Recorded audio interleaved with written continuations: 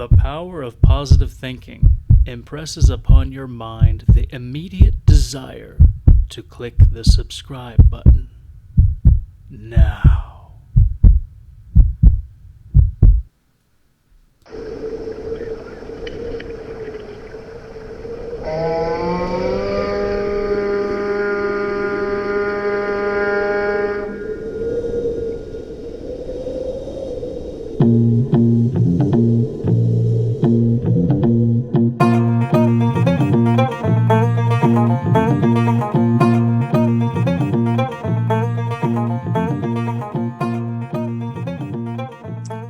Well, where did you learn about this book? And is it the first time you heard of it? It was the first time I've heard of it, and I learned about it from a good friend. And both of I were students of history and taught history, and he thought it'd be interesting, and especially with my Scott ancestry. So we're talking about the book Born Fighting. Right. Well, the author really opens up about his family, and how they all served in the United States service, Army, or I'm pretty sure it's all Army, but they served, and he went to West Point, and so they really have a history of family service. And he thought it was important to tell the story of his Scottish ancestry. Yeah, I mean, more than that, I think what he does that's really interesting. And wasn't he Secretary of the Navy or something at one point? Yes. Yeah. He takes an interesting approach to what is. It's not just an American, or it's not an American issue, or it's not just about American history, but he takes the American side of something that's part of world history. And I think that's what's really cool. So he's looking at, well, why are Americans, or especially a certain group of Americans who have a long history in this country, in forming the country, in a lot of its major political movements, no matter what the party is, right? Why does their rugged individualism help define the country, and where does it come from?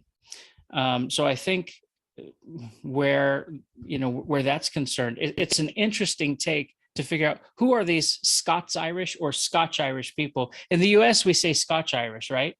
Right. But the big refrain these days is, okay, well, it's better to say Scots-Irish because Scotch refers to a drink and Scots a people. Yeah. But I think that's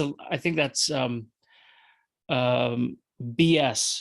What do we call it? Bovine excrement. It's like for nerds like me, it's just a matter of phonology, and that's palatalization, right? Where the TS sound, easily morphs to a CH sound, ch and ch, right? It's natural for the human mouth, and so there's a reason why Americans say Scotch Irish. It reflects our accent, and the drink is reflective of the people, right? So it's just adjectival. Yeah, sure. Well, even when you talk about it, quite often we refer to the people of Scotland as being Scottish people. Yeah. So it's kind of like how you use the word or the term or the name. Yeah.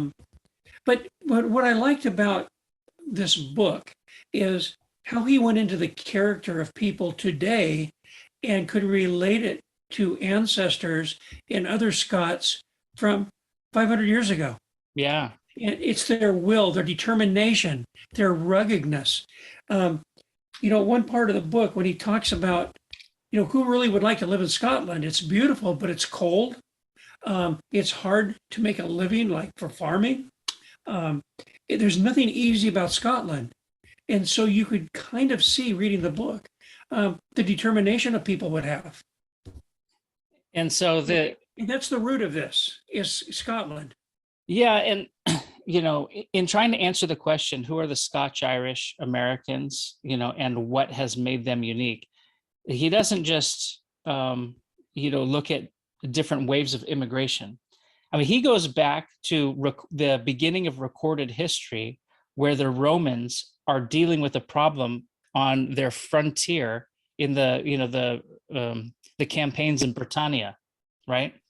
Yep. And so how do they, who's bothering them? Who's bothering the Romans as they're colonizing this island? Oh yeah, it's the Scots. They were relentless. They just wouldn't leave the Romans at peace. And not, I mean, not that an invading army should be at peace. And my Italian dad saying, "Oh, these Scotsmen, Picts maybe, just wouldn't leave the poor Romans who had to move there out of necessity and not conquer it, not conquer it from the Bretons, but they just wouldn't leave the poor Romans alone."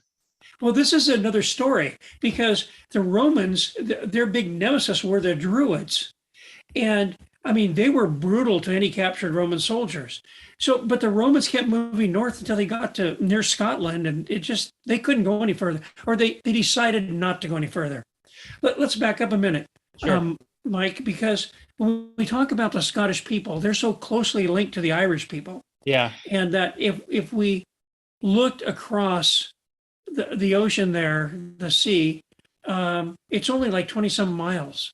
And so there is a real connection between Scots and Irish.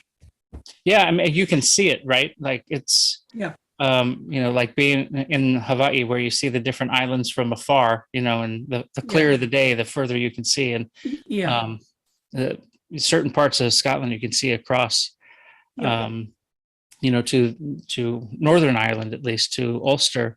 So what did the Romans do then? And where did they stop? Why did they stop where they did? Well, why I brought that up, first of all, is because the Romans didn't go into Ireland. Yeah. Okay. Right. And so they stopped at a point where the return was not worth the investment they were putting in by continuing to go further north. They felt that they could not get enough goods, money, gold, whatever they wanted. They couldn't get it by going further north. And they wanted to stop the Scots from raiding in the south.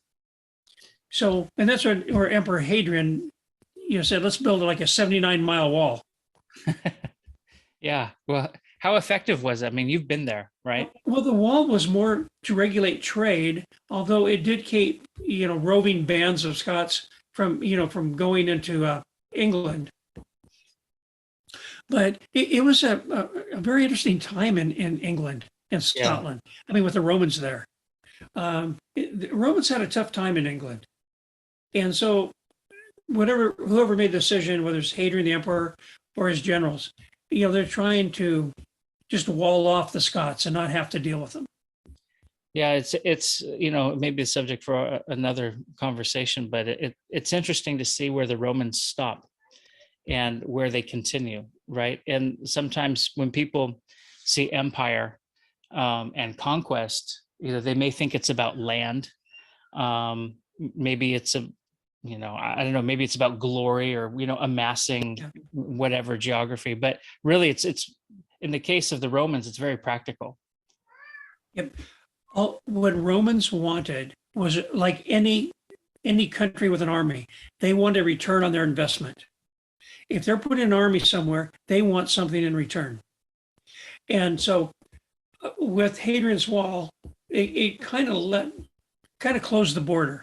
But let's face it, later on, and I don't have the years in front of me, but another emperor placed the wall further out, the Antonine Wall, and which really did not become very effective after they put it in. So I think they went back and decided to really manage the border at Hadrian's Wall. So it's interesting what the Romans kept trying to do. Yeah, and they seem to have, if my reading's right, and I believe Webb mentions this in the book, pushed a lot of the people, the Bretons or whomever was living in that part of Britannia at the time, back past the wall, right? Yeah. And so you have this collection of whomever tribes, but these tribes were born fighting, right? And that's a 2,000 year instance of something that we didn't quite know before the Romans. We just don't have it written down. We may have lore that talks about it, but at least in the book he traces it to there. Well, you brought up born fighting. Yeah. So they were born fighting before the Romans. Clans would fight each other, and there would be feuds. And he related it to like in I think in Kentucky and Tennessee, where there were people feuding, and a feud was a generational feud. And it goes back to pre-Roman times. Right. And you know what's interesting beyond that is he takes it to the next series of issues that these people, and really it's the lowlands we're talking about, right? It's not Highlanders, it's lowlanders, the lowlander Scots, and the people who are on the border, between what we would end up calling England, Northumbria at the time, or what becomes Northumberland. And through the successive waves of invasion, whether it's Danes in the north, and then after the Norman conquest and the eventual establishment of the English monarchy, you have Edward I, right? The Longshanks, right? And this is what the movie Braveheart's based on. He wants to push his forces and effectively conquer or administer at least the entire island, or the entire island of Great Britannia. And so we have William Wallace, this character who's a lowland Scot, right? And I think one thing that's lost on a lot of us, most people before that movie was made, Braveheart was made, didn't know a whole lot about William Wallace, at least in the United States. And once we learned about him, it was cool to learn, something about medieval Scotland, right? And well, beyond that, one thing that was lost for us is the distinction maybe between the Lowlanders and the Highlanders. And we have movies like Highlander. There's a whole series called Highlander. But the Lowlanders are the people who they're really put in a tough spot. Again, they're borderers. They're people who exactly, they're caught in between. Yeah, and what do? If you're on the border? You're basically trapped, or you're the first line, you're the first wave that gets hit.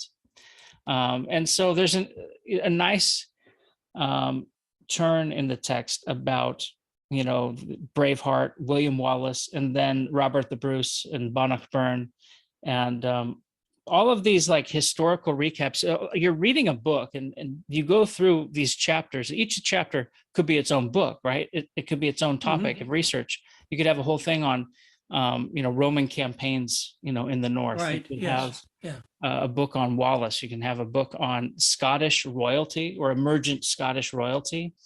And here it's all working to construct a narrative, right, of who are these people and what is forming them. And before, you mentioned the tribal conflict of the Celts, right? The clans fought each other. Well, the word that's, I don't know if it's a Pictish or a Gaelic word, but clan, is a word for tribe. Now, in anthropology or, in academia, you'll use them to mean different things, maybe one's bigger than the other.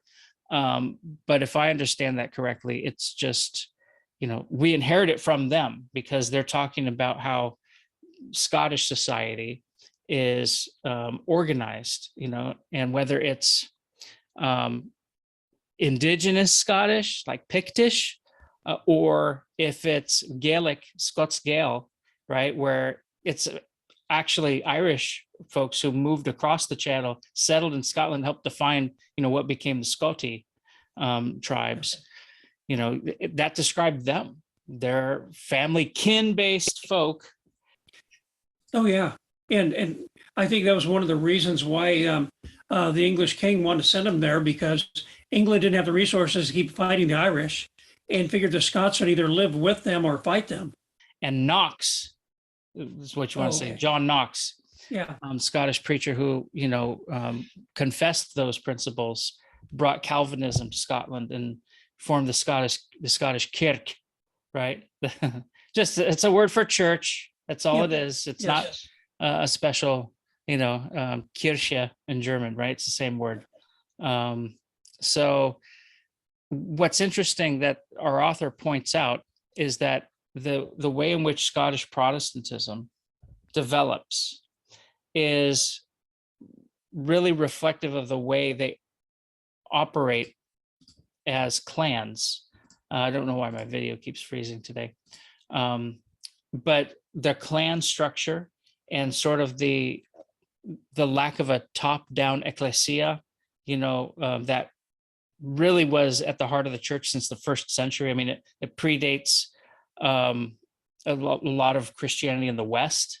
Mhm. And it's reflected in the letters of Ignatius of Antioch. So it's a Syrian structure based on Roman structure. But that doesn't last in a Protestant, and especially new Protestantism, right? Like the emergent Protestantism of the 1500s is rejecting the problematic way in which the church in Western Europe, meaning the Roman Catholic Church, right? Today, if you say Roman Catholic Church, you're referring to a denomination. But in Western Europe at the time, it's not like there were Orthodox and Roman Catholics side by side. I mean, maybe in a couple places, Romania, that may work. But the further west you get, the church basically refers to the Roman Catholic Church in Western Europe. So you don't have competing denominations. You only have that structure. And there's a lot of political problems that happen in Europe at that time. So the first Protestants were quite zealous to rediscover a Christ in the midst of that politically motivated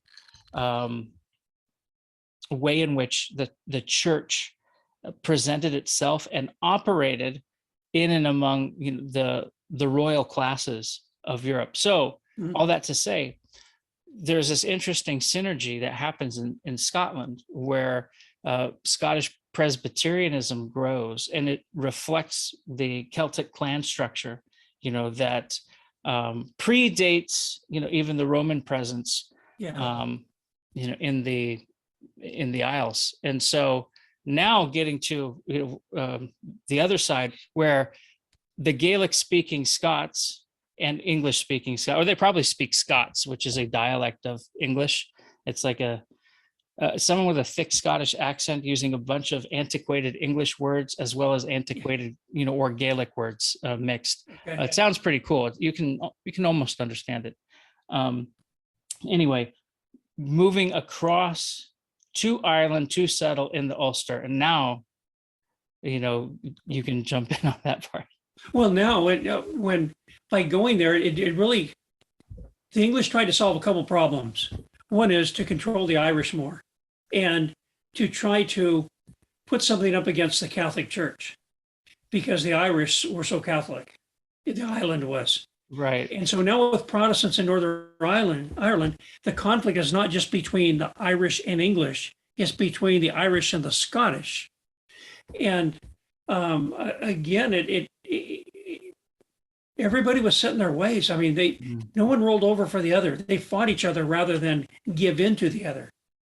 And so it was not a peaceful transition, especially since the English took a lot of land away from the Irish to give to the Scots. I started to say a while ago, what I think is interesting is at least one branch of our family, they spent a couple of generations in Ireland, like they went it could have been or when some of the first groups went, because where we lived in Scotland was very close to the jump off point for people who went to Ireland. It was like 40 miles away from where you signed up to go and get land. And so I think it's pretty interesting, and especially if anyone is interested, just to look how people migrated there and what the reward was. The reward was land. Yeah. And you didn't go alone usually because you need your clan to support you. And if we wonder why that happens, well, let's go back to Scotland and say, when things are handed down in a family, it goes to the firstborn. After that, it's every man for himself. Every son has got to find his own way, which usually the second son would go in the military or the clergy.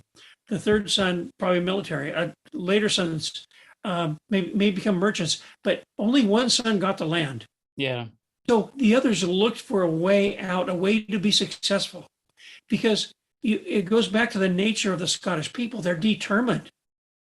And that, they work hard. I mean, when I read about the Scots just in Scotland and Ireland, they worked hard. And that's before they came to America, and it started all over again Yeah. because that drive somehow was still in them. And it was an interesting problem that brought them there, like you mentioned, in dealing with the Irish, who were fervently Catholic, right? And how do you deal with the Catholic problem for the English, at least? But the English Protestants weren't the same as the Scottish Protestants, so that that created kind of a separate class. I mean, the Scots went there not as necessarily fellow Protestants, but fellow non-Catholics, even though they both fit within that Protestant paradigm. And it made for a lot of problematic interactions between not just the Irish but the English themselves.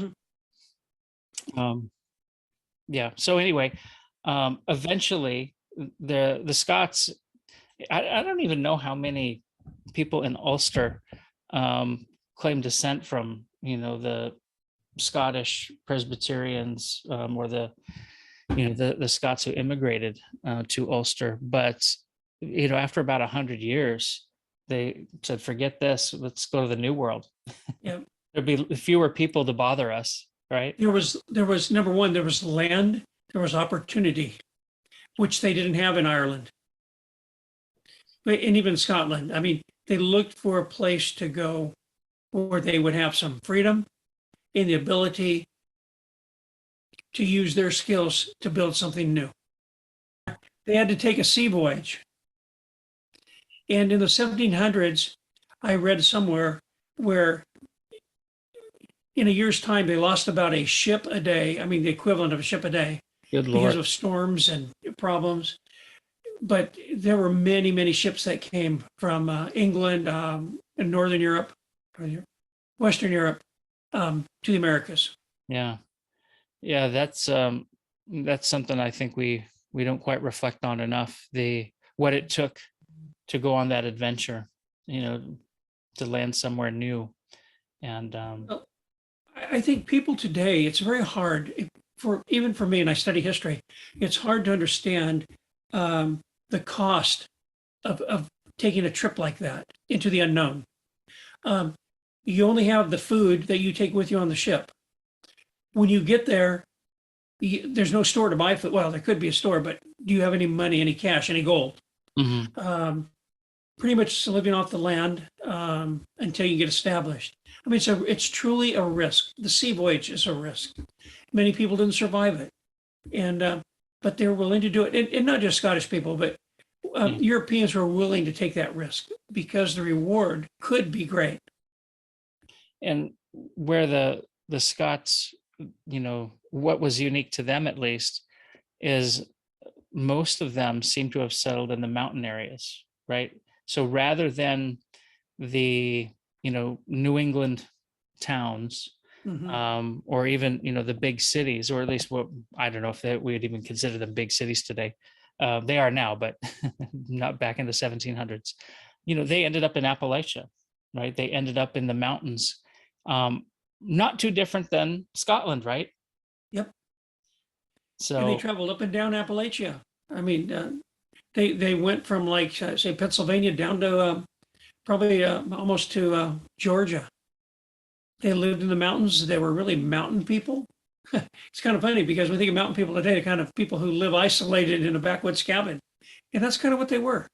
Yeah. They wanted their freedom. They wanted land. And they wanted an opportunity, and they would fight for it. And that common refrain, right? And they would fight for it. Like freedom and fighting seem to go hand in hand. And it's in knowing what it took to create the United States, or to create the American of the last few centuries. A lot of it goes back to those people in places like Europe, especially, here highlighted the Scottish issue, and thus the Scotch-Irish struggle, was that these people who had close-knit family structures, they had their freedom regularly denied, and the reaction was to fight, whether it's infighting, whether it's fighting the outsider. It's kind of leave me alone. Let me live as I want to live. Yes. You live the way you want to live. Yeah.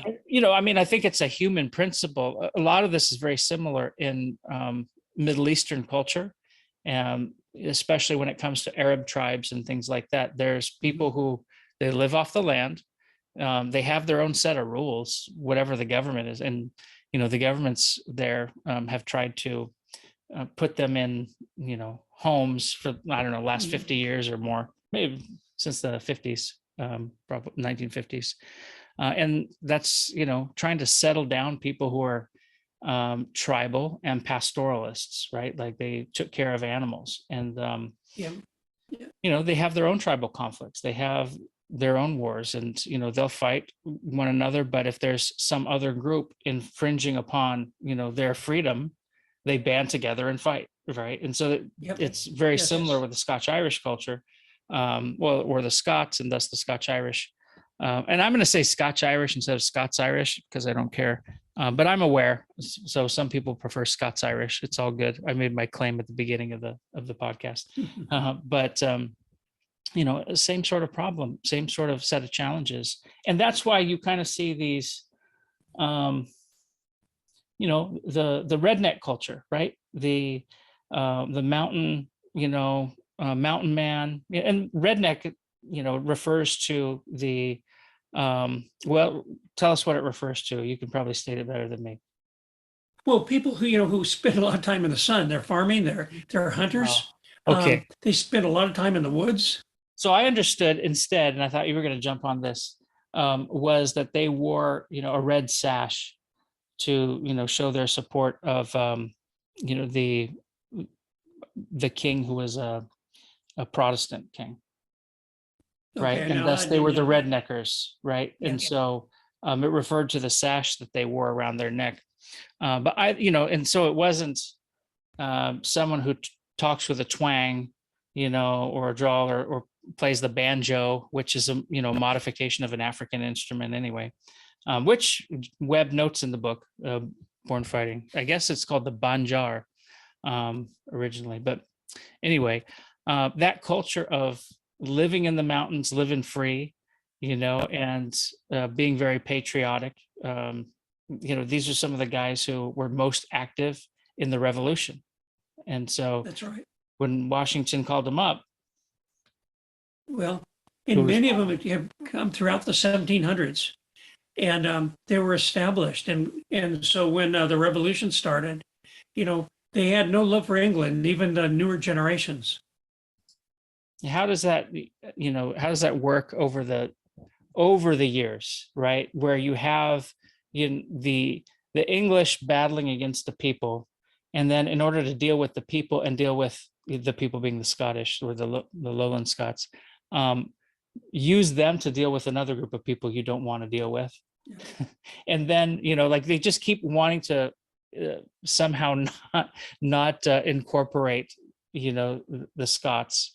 And finally, they end up on another continent, and it all comes back to them, right? It all comes back on them.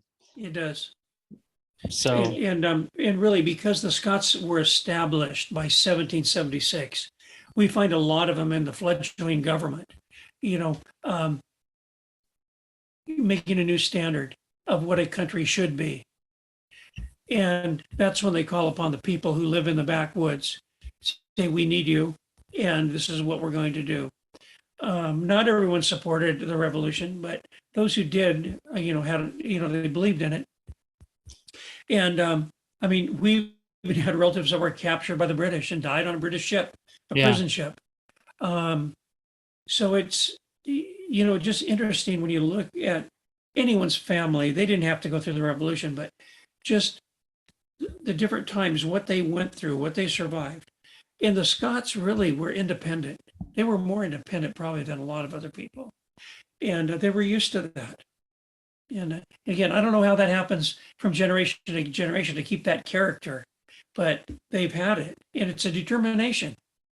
Well, and it's I think Webb mentions it in the book too. The idea that the mountain people, right, who came to fight in this, especially in the southern campaigns, the campaigns in the southern colonies, were mostly for the revolutionaries. They're mostly for the American Revolution, and the Loyalists didn't take up arms when the British arrived. And I think that goes back to what it took to live in those mountains and the type of freedom they valued. So if there's one side to fight for, is it the one that's, championing the idea of freedom, or is it the one championing the idea of loyalty? Right. Exactly. Yeah. So that seemed to trumpet a lot of the other competing interests. And one thing that, is also mentioned and seems to make sense here too, is that part of the Celtic tradition was absorbing the other, whether that other was like a Northumbrian, a Dane, an Irish, family, I mean, there's integration and intermarriage at different points, and wherever the lowlanders were moving. But same goes for settling in the U.S. And so you'll have all sorts of different names. In fact, a lot of the lowland Scots have English names, right? Yes. Oh yeah. So yeah, Patterson. Yeah. So there's that aspect to, I don't know, maybe why the Loyalists who were in the mountains didn't fight with the rednecks.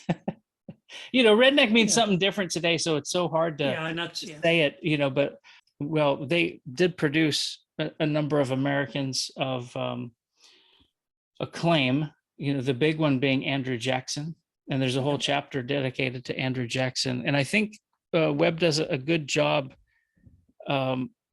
talking about him in ways that I hadn't heard before, because usually when I read about Andrew Jackson, I read about a negative interpretation of him. Yes.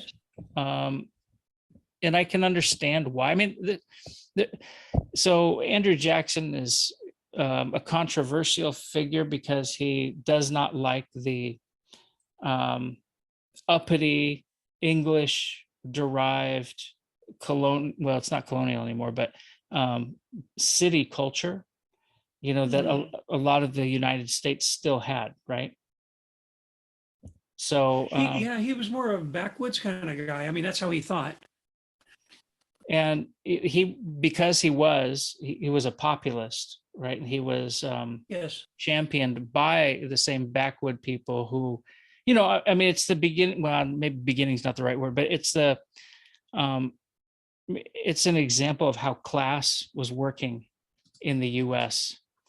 At that time, and what it meant to be maybe a merchant, or I don't want to say aristocrat, but maybe that's what some of the families were, even if they had connection to aristocracy overseas. They had established themselves well in places like Boston, Philadelphia, and what have you, New York especially, right? These guys, and like Jackson, they're frontiersmen. They grow up fighting. Yeah, that's the word I wanted, and I couldn't think of. He was a frontiersman, and so that's how he looked at things. But interesting, because reading this book gave me a different picture of him. And I've read another book recently called Blood Moon about the Cherokees and about how they were displaced. And Andrew Jackson was president at the time and responsible for this. And part of the anger could be how they were displaced. But by reading these two books, Born Fighting and the chapter on Jackson, and reading Blood Moon, I've looked at it differently now. The whole Trail of Tears with the 5 tribes being relocated, and the more I read about colonization, the more I believe it was inevitable. There were so many people coming to America, now by this time the United States, that it was like a wave sweeping over the country. I don't know if they could have been stopped, because every time the government tried to make peace with the Cherokee, more people came in and broke that peace. And they just kept pushing the borders further and further. So, I mean, I people would probably not agree with this, but in a way, Andrew Jackson may have wanted to prevent these people from being killed and dying by moving them somewhere. How that happened was not good because they did it without a lot of food in very harsh conditions. But it's like there were so many people coming to the United States after the Revolutionary War that they kept pushing the frontier. I don't know if any Indian tribe could have stopped that. Unless they assimilated, which some did. Well, and that seems to be one reason why the Scotch-Irish are born fighting, because as frontiersmen, it doesn't matter if it's the British in, the in the War of Independence or in the War of 1812, they're fighting the Native Americans every day, it seemed. Because they're on the frontier. And okay, every day is an exaggeration, of course. But these frontiersmen, like they're Scotch-Irish people, Daniel Boone, right? Jim Bowie, Davy Crockett, and they enter into places like Kentucky, which is going west. Now it's in the Eastern time zone and everything, but that was going west. And Andrew Jackson adopted, he adopted a Native American boy, right? And people don't know. I don't think he has any natural sons. Is that right? I don't think so. Yeah, in spite of family lore and how we're related to him, I don't know what that means. Maybe because we're Scotch-Irish, on some parts of the family. But it's an interesting, chapter because the chapter's not just about, it's not a biography of Andrew Jackson. And that goes with all of the different moments in history that are important for these lowlander Scots who, keep moving from different place to place, settling in America. And it's about how that sort of mentality was part of Andrew Jackson. And it defined Andrew Jackson the same way it would William Wallace, right? Yeah. And I think that's the intent of the author, is to show that side of Jackson. Again, every chapter is a book or, a series of books at a library, right? You can have tons of books about Jackson, at the library. So I thought it was a fascinating, way of looking at the problem, and then looking at how the Scotch-Irish, participated in the Civil War, what the, most seeming to ally themselves with the Confederacy. But I mean, I think a big part of that's geographical. You don't have too many, you got Pennsylvania and West Virginia, but, West Virginia went both ways too, and Kentucky. Right. But even the Civil War, the Southern Scots, I mean, they were looking at it like, wait, you're going to restrict my freedoms? Yeah. By having a central government, you're going to take these things away from me that I've had living here for a generation, maybe. And so I think they were afraid they were going to lose their freedoms. So they were fighting for a freedom, a belief that their freedoms would be taken away. And it just, plus that's where their land was. Anyway, I thought that whole trajectory was a really interesting way of tying the history of a people and what their life was like, and how it defined America. He goes on through several, generations and, world events. But then the book starts to transition a little toward the end, and or the last chapters. It's broken up into like 7 parts, I think, and each has 3 or 4 chapters to them. But the further we get in American history, the more displaced or mobile people get. People start leaving the mountains. They settle in other regions of the U.S. California is one. I forget where he mentions in the Midwest. But all of these places, Scotch-Irish people are moving. And then because of their high participation in the military, they're mobilized and deployed to different bases throughout the US, right? They have different, they have different assignments all over. And so all of a sudden, there isn't a homeland the way there was in Appalachia. Maybe that's it's still there. And they've kind of defined that culture. They've got country music, they've got bluegrass, they've got, a number of the accents reflect that Lowland Scots through the agency of Ulster, Northern Ireland. That's there, but now the effect has been dispersed, right? Mm-hmm. And so anyhow, you're left at the end with this bridge. And I think the bridge is an interesting one because he takes what's historical, makes it local in the United States, and then makes it genealogical. It starts like the last couple of chapters about his family. Yeah. Yeah. It's just interesting how he put it all together. So I think in the end, I enjoyed the book more than I thought I would. I think the book is really relevant for understanding different trends in America. Like today, it's 2022. The book was published in 2004. So it's like you could take some of the book and really just open the pages and think it's talking about, the world we live in now, right now, today.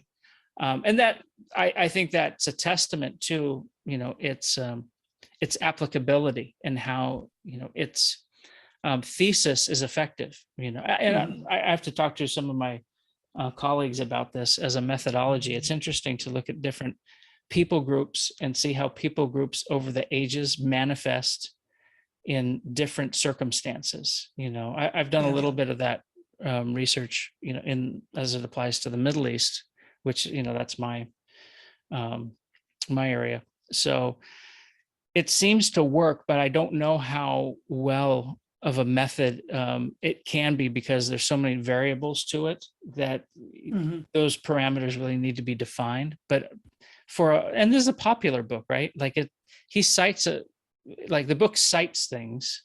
So he's getting things from sources, but it's not academic in the way that it's written for peers. It's written for the public. Yeah. Yes, I'd say that. So anyway, I liked it more than I thought I would like it. I think it's a cool take on America, and especially this American subculture. That if you ask Scotch-Irish people, like, what do you identify as? They'll probably say American, right? And it's one of the reasons why we don't hear as much about them as maybe other groups of immigrants, who've helped define the country. No, you're probably right there. Yeah. Okay. Well, any closing thoughts? No, but I agree with you. It was a very interesting book to talk about the character of a people and how that character remained stable for generations, and how the determination remained with people of this ancestry for generations. And I really liked it. Worth reading. Good. Well, maybe we'll talk about genealogy, in a future discussion, since I think a lot of Americans, and I don't know how it is in other parts of the world, but traditional Americans seem to be genealogy enthusiasts. Like that's a popular way of doing it, but it's also depending on your roots or what your own family tradition is.